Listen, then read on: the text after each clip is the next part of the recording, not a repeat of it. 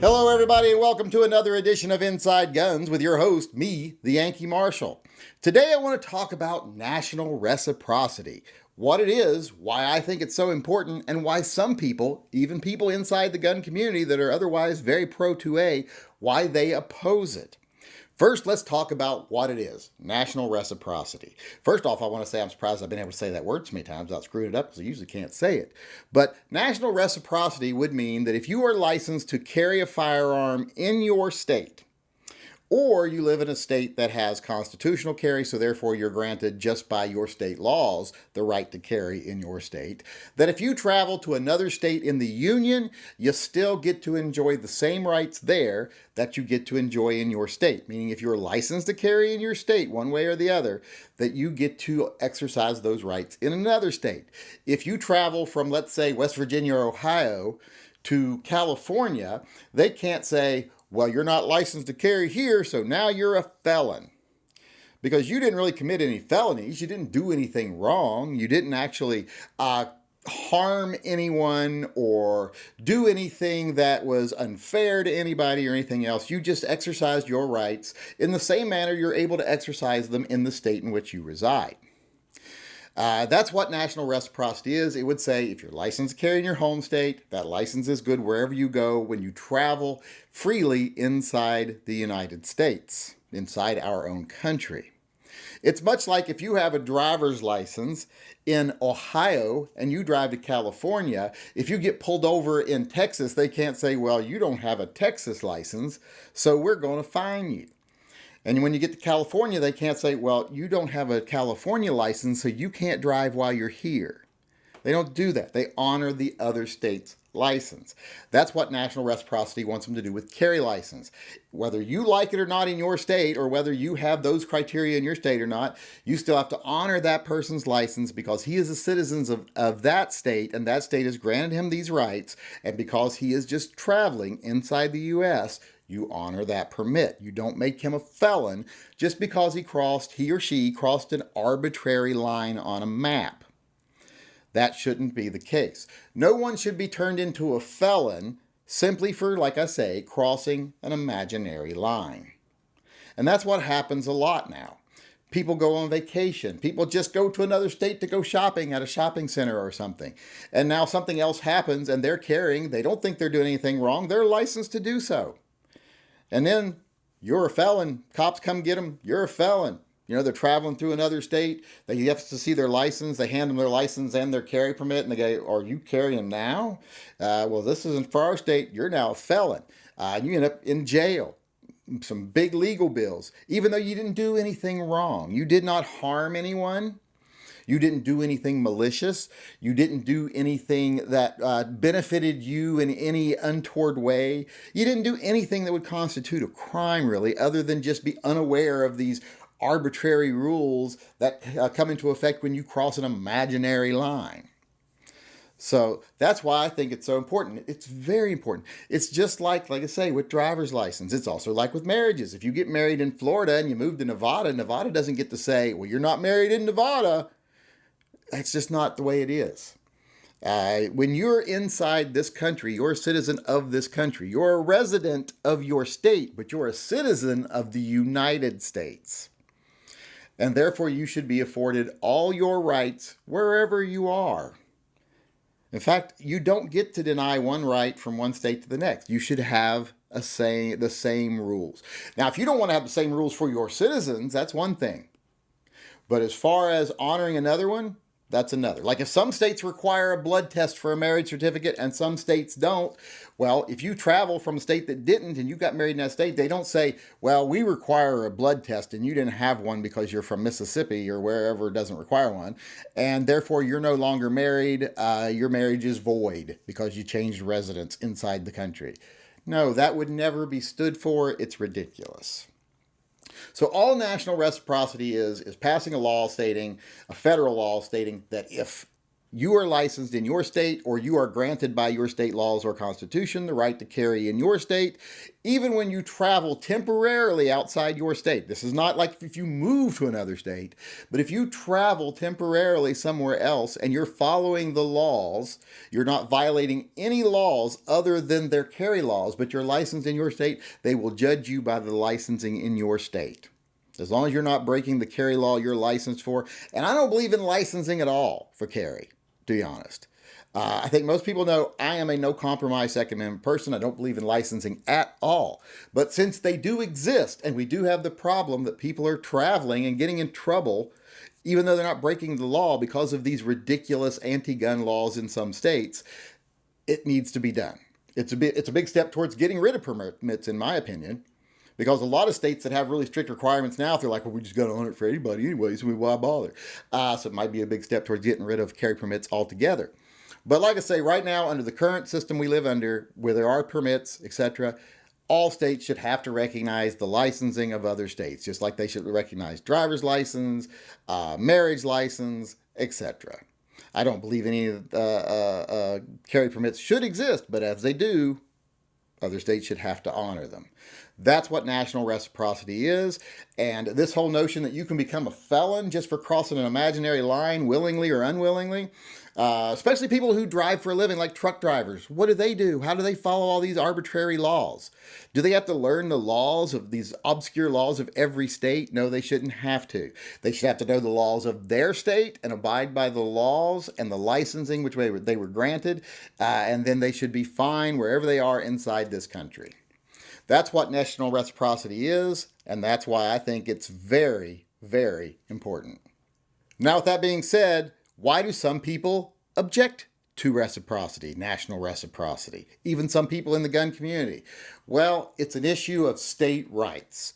That's their opinion. They think the federal government doesn't have a right to tell a state what they have to do and what they have to honor and blah, blah, blah. So it's a states' rights issue, and they have every right to pass their own laws regarding guns and blah, blah, blah, whether I agree with them or not. And a lot of people would think that I would believe that, since I am very much a constitutionalist.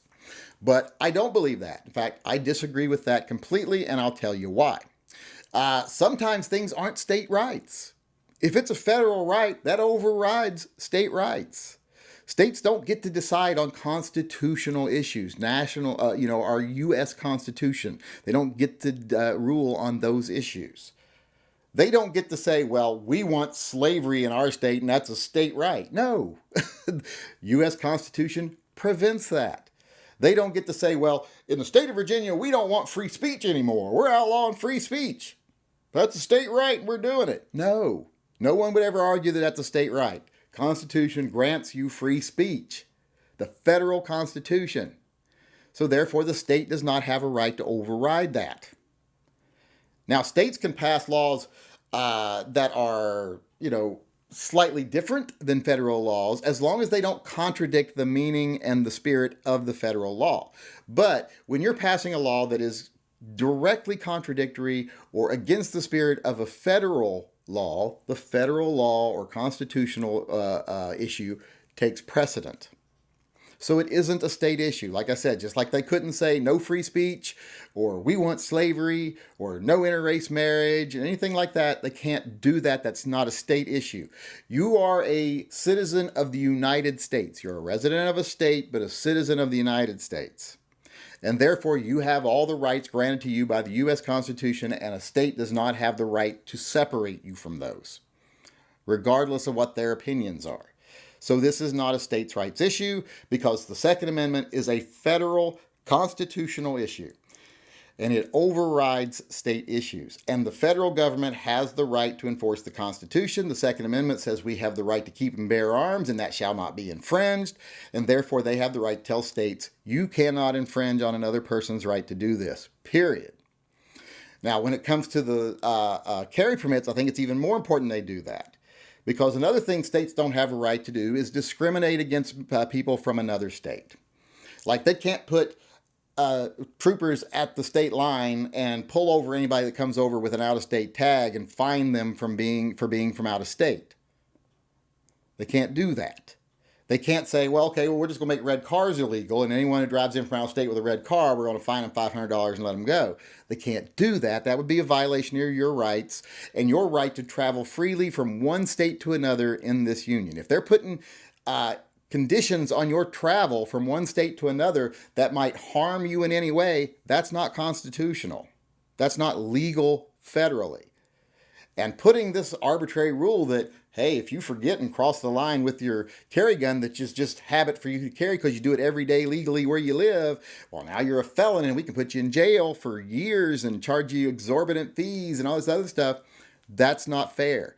That's a violation of your rights. Your right to travel freely without harassment. States do not get to discriminate against things like that. Like I said, with the whole marriage thing, they don't get to say, well, I don't like the way Mississippi does the marriage licenses, so we're not accepting them. No, they don't do that. That would be a big uproar. So to the people who say out there, oh, national reciprocity is a state right, I disagree with you wholly. It is a federal issue, not a state issue. Sometimes it's a state issue for some things, but when it comes to your federal rights, your constitutional rights, your rights as a U.S. citizen, no state has the right to deprive you of those. All right, now I want to move on to probably my favorite part of the show, gun talk. And I want to talk about a new gun that's coming out that looks pretty cool. It's called the P50.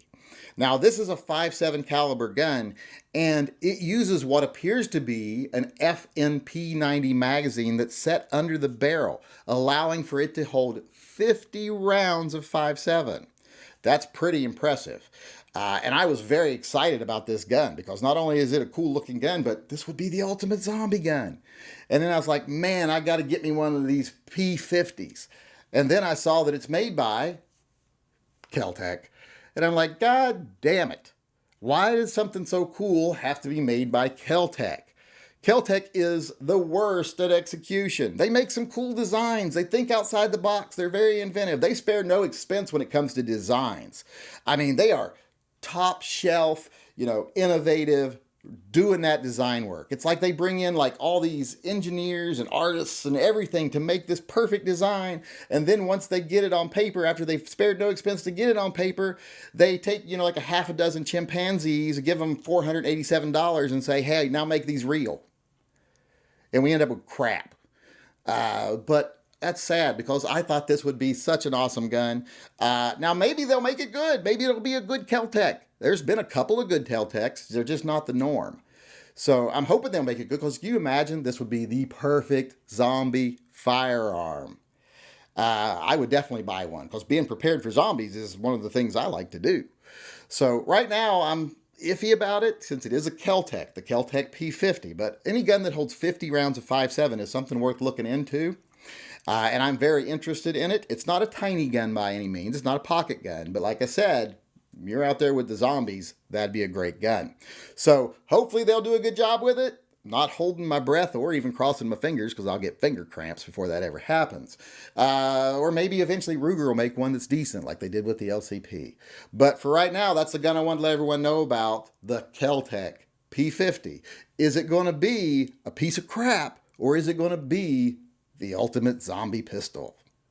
All right, I want to end the show today, as usual, with our viewer EDC, and our carrier of the day is Darren G. And as you can see, he's carrying his Taurus 856 in his ETW inside waistband holster. Now, I'm not a big fan of inside waistband holsters, but this looks like it works for him. And I love revolvers, and I like when people carry revolvers. So I'm a fan of this setup. Now, I could have done without seeing some skin here, but I do appreciate that he padded for our pleasure here. That's always nice to see. He went to a little extra effort there. So that's great. Now, there is something about this picture, though, that I do find a little bit disconcerting and off-putting. And no, it's not the fact that he appears to not own a broom. Is it just me, or does he have a freakish baby hand? Is his left hand like a freaky little baby hand, like I said? Maybe that's why he's carrying a revolver. Maybe he can't rack a slide with that tiny little nubby fingered hand over there. But it's a little weird. I'm not passing judgment against people who have baby hands. I know it's probably a condition people have, but this is the first time I've ever seen it on a grown man. But even with the baby hand, I got to say, this is a good setup. Like I said, I like a revolver. Seems like he's got a holster that works for him. Could do without the flash in the skin once again. And sorry about the baby hand, but even if that's why you have to carry a revolver, carrying a revolver is a good thing, so I approve. All right, there you have it, another showdown. I hope you enjoyed it, and I hope you come back tomorrow. Now, before I sign off, I want to remind everyone that this channel is 100% viewer funded. I don't take Leviathan money, I don't take advertising, I don't take sponsorship, I don't get told what to shove down your throat, unless you want to tell me to shove something down your throat, that's up to you. But it's 100% viewer funded, so if you want to become a patron of the channel, go over to patreon.com/The Yankee Marshal, sign up. If you want to make a one-time donation to the channel, you can go over to TYMPpistolproject.com. You can make a one-time donation there. And with that being said, I want to sign off as usual by saying, as far as the state of the world is concerned today, you know, it is what it is. But if we keep our heads about us, we do what we need to do, we work together in a smart way, and we don't let fear get the better of us, what things will be in the future is a lot better.